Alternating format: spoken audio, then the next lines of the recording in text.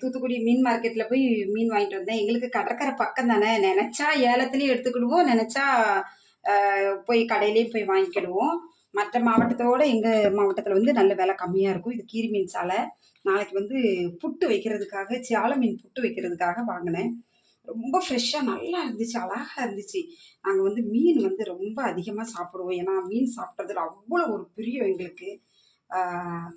எப்படி இருக்குன்னு சொல்லிட்டு பார்த்துட்டு சொல்லுங்கள். மீன் நல்லா சாப்பிடுங்க, மீன் குழந்தைங்களுக்கும் கொடுங்க. நல்லா நல்லா இருக்கும் பார்த்துக்கோங்க. மீன் குழந்தைங்களுக்கு கொடுத்தீங்கன்னா உடம்புக்கும் நல்லது, எல்லாத்துக்கும் நல்லது.